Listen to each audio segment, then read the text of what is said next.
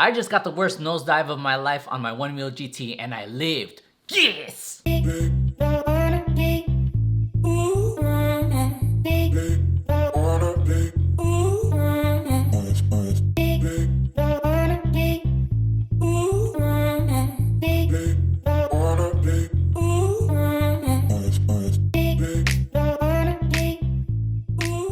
What's up everybody, this is Brian from HappyFunnyGaming. If you like geeking out like me, please like and subscribe below, and on to this video.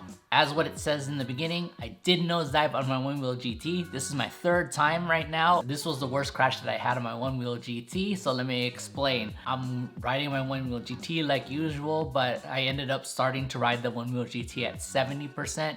Usually it's at 100 all the time when I ride, but it's at 70% and I went to my normal way. I wanted to hurry home. I didn't realize on my way home that I was 20%, so I was hurrying my way home. The winds were high. I didn't know I was going 25 miles per hour with the wind, and I didn't feel pushback, and it's probably because of the headwind as well. I didn't even notice that pushback coming in, so I was just riding as regular. Then all of a sudden, bam, nosedive. Once I skidded, I was like, you know what, Jesus, take the wheel, let's go. I was rolling on the street and it was in front of a car. It felt like I rolled forever, but I was lucky that I had my gear on, that the damage wasn't too bad.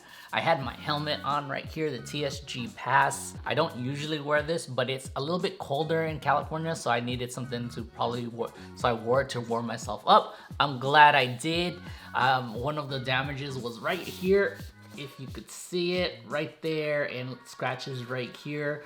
I don't know if I hit the concrete head on, probably not, or tapped it while I was rolling, but I was glad I had this on anyways, or had a helmet in general, because then that could have been my head and I could have scraped something.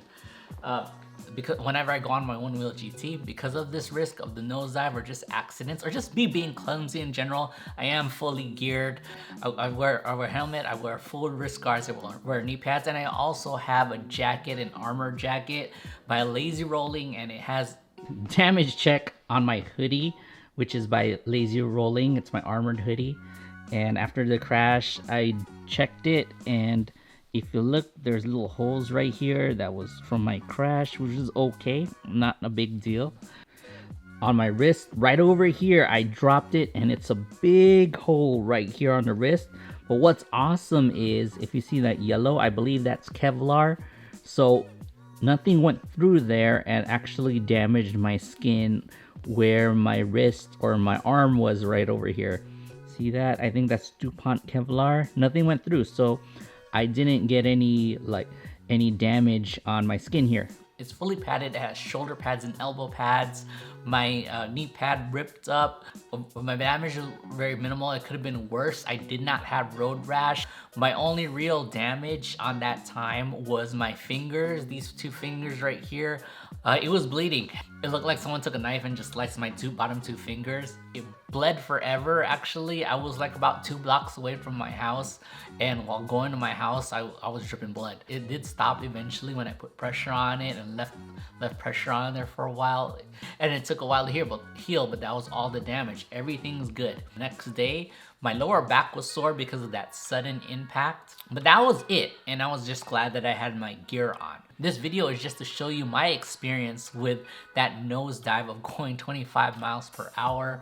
It's just a wake-up call for everybody who's riding the Onewheel or plans to ride the Onewheel. You do bear the risk of that happening. All you could do is minimize it and minimize the damage wearing gear. This is not a video to tell you that you should wear gear or not. That's your choice. I just hope that if you get into an accident, it's not too bad.